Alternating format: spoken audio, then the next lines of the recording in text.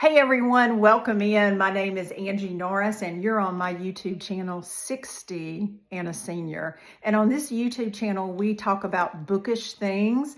I do book review videos. I do videos about my upcoming TBR list each month. And I do videos about my most anticipated book releases.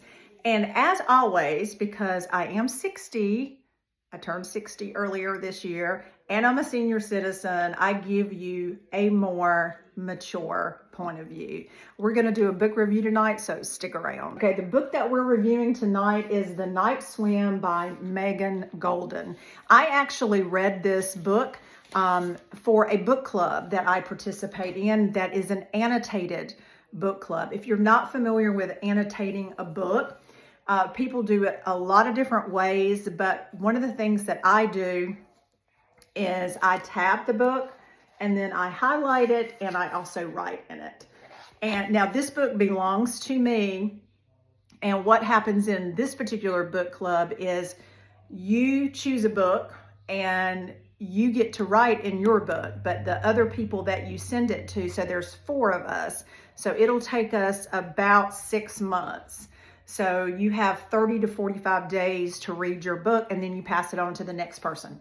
So the next 3 people that will read this book will not be able to write in it. They will comment or make their comments about different things in the book as they read it, and they will put it on Post-it notes. In fact, I just got one back the other day that we started, that I actually read back in May, and it went on to 3 other people, just so you can see. So then these people will make their comments on Post-it notes. So one person chose yellow and this person chose pink and blue. And then most of the time at the end, I think they did in this one as well, they'll leave me notes about whether they enjoyed the book or not. So it's just a cool, fun book club where you get to share your book with other people. They read the same thing.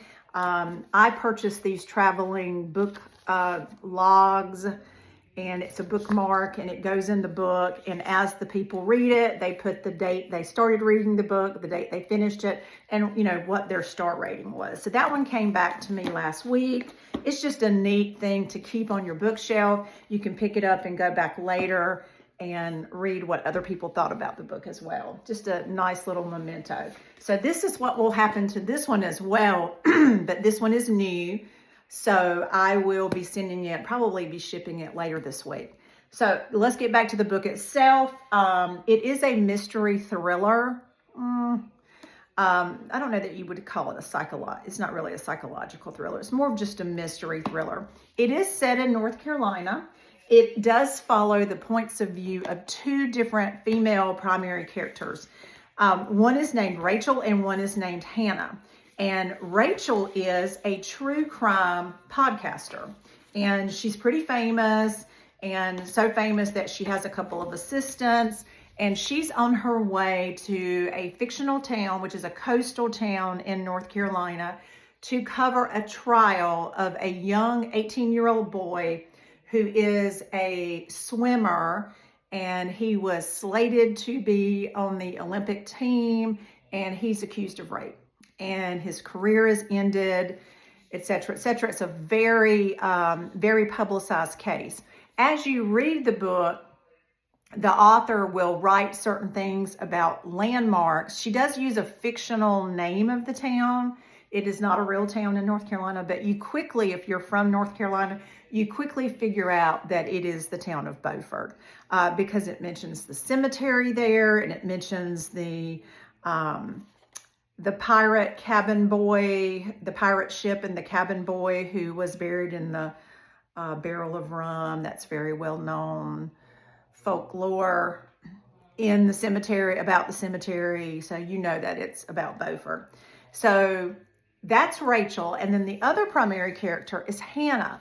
Hannah was born and raised in this fictional town, and she had a older sister that was also raped but she was murdered as well 25 years ago. And she actually writes to Rachel a couple of times and tries to get her to look into her sister's murder.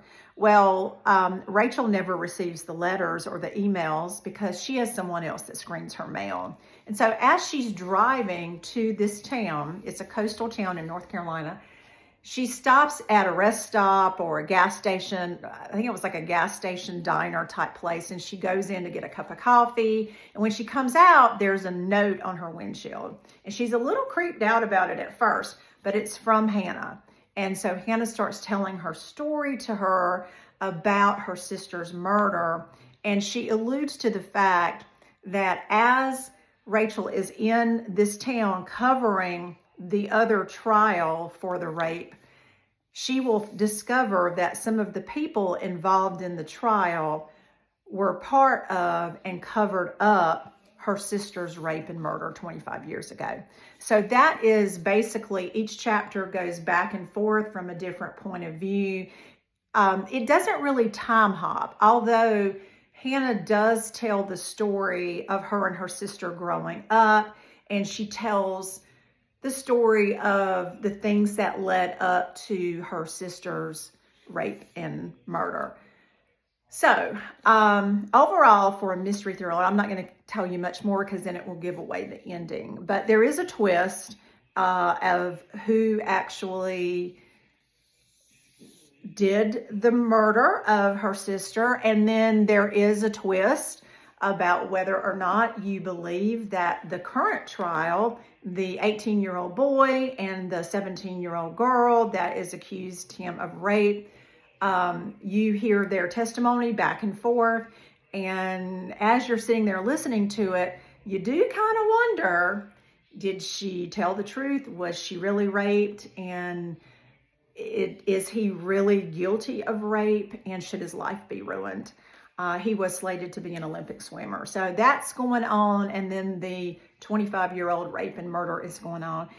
I gave it a 3.5 stars. And it probably for you guys might have been a 4-star. I am a type of person, I love a mystery thriller. I love a psychological thriller. I love horror stories.